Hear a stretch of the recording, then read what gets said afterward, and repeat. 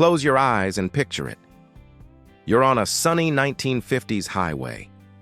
The world is opening up, and you're behind the wheel of something shiny, heavy, and full of chrome. The 1950s weren't just the golden age of cars. They were the age when America fell in love with driving. After the war, prosperity returned, and families finally had money to dream, and the dream came on four wheels. Cars were more than transportation, they were freedom. You could go anywhere, anytime. The open road became a symbol of possibility, and the car, your personal time machine. In the suburbs, driveways filled up fast. The Ford, Chevy, and Buick ruled the streets, each one a rolling piece of art. You didn't just drive your car, you showed it off. Saturdays meant washing it by hand, polishing every curve until you could see your reflection. And oh, those designs. Tail fins that reached for the sky, two-tone paint jobs that sparkled in the sun, massive chrome bumpers that could probably survive a meteor strike.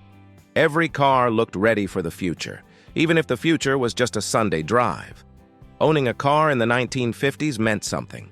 It was pride, progress, and personality, all rolled into one.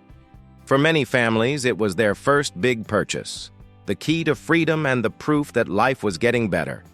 Teenagers especially loved the new independence.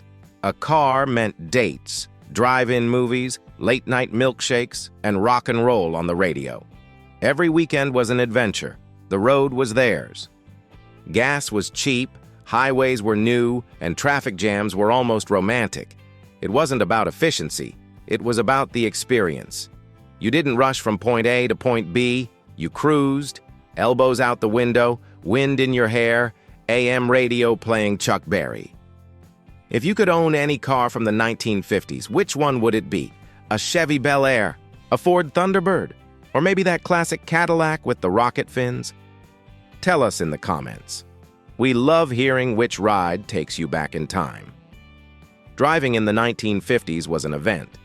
Families would pack up for weekend trips, snacks in the back seat, and no seatbelts in sight. Roadside diners popped up everywhere, shiny silver buildings serving burgers, fries, and a slice of pie for $1. And when the neon lights came on, highways turned into ribbons of color across the night. The drive-in theater was the social hub of the decade.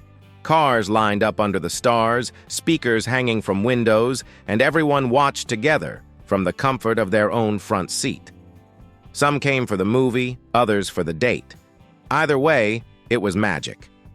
Inside the car, everything was built to impress. Giant steering wheels, chrome dashboards, and radios that glowed like spaceship controls. Power steering and automatic transmission were the height of luxury. No more fighting the wheel or grinding gears. Even the smell of a new car became part of the memory. Leather, metal, gasoline, and possibility. Cars weren't disposable back then. They were cherished. You named them, cared for them, and sometimes even cried when you had to let them go.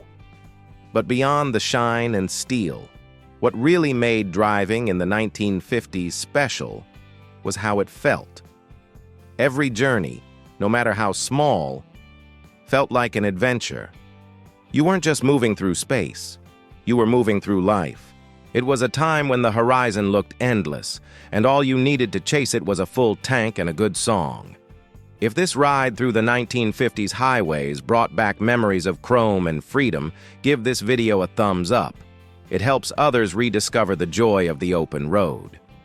And don't forget to subscribe to Yesterday Lives to keep traveling with us through the golden decades, from the living room to the diner to the driver's seat. Because yesterday never really left, it just shifted gears.